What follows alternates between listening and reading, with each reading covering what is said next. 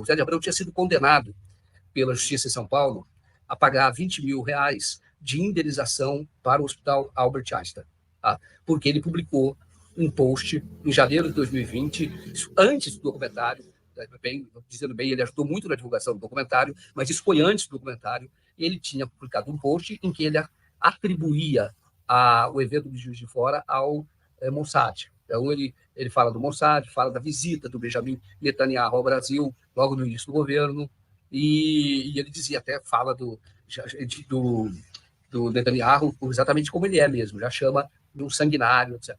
E ele fez isso, que fez o Albert Einstein. O Albert Einstein o processou, exigindo uma indenização.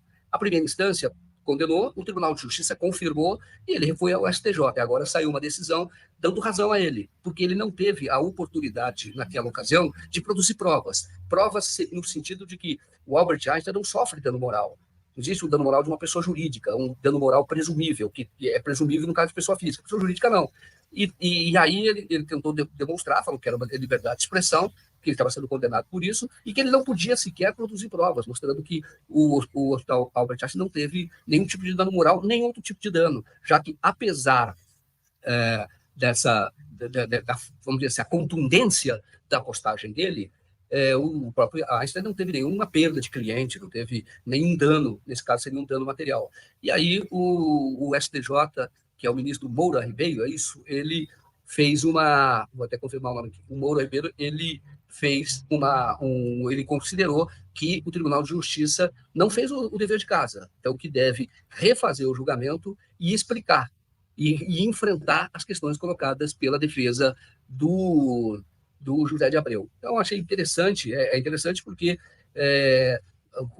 a razão, o José de Abreu acabou tendo uma decisão favorável a ele. Como nós sabemos, o José de Abreu é um dos que mais denunciaram toda a inconsistência, vamos chamar, o documentário mostra muito essa inconsistência da narrativa oficial. Então, ele tem essa...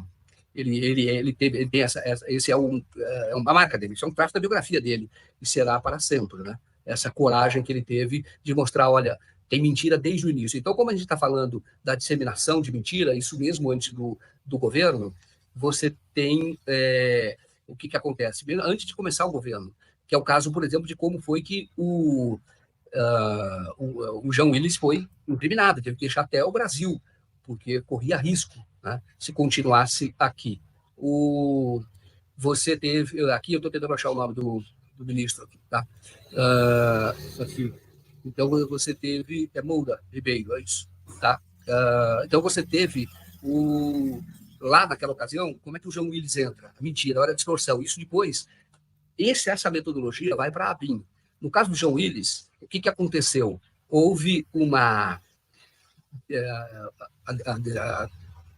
decisão, não. Houve uma investigação que foi o seguinte, a coisa mais estranha do mundo.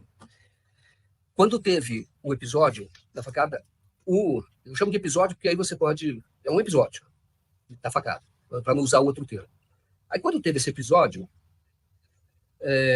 um jornalista, Cacau Menezes, lá de Santa Catarina, divulga uma foto para ilustrar ou corroborar a versão que já estava sendo divulgada de que o Adélio era um militante de esquerda. Essa foto era do Adélio numa manifestação pela renúncia do Temer na ocasião. Então, seria um fora-Temer. Acontece que nós, no documentário, depois mostramos que essa manifestação era uma manifestação organizada pela extrema-direita, porque naquela ocasião o Bolsonaro estava com essa proposta de que o Temer deveria renunciar, porque o Temer estava começando a cogitar de ser candidato à reeleição. Não teria chance, mas atrapalharia o Bolsonaro, e disputariam o mesmo eleitor. Então, ele teria que renunciar. Então, era uma manifestação nessa linha, manifestação da extrema-direita. Só que isso foi apresentado como se fosse de esquerda. Aí, o que fizeram? 2 policiais legislativos caem do céu. Já vamos ver se o Adélio esteve na Câmara.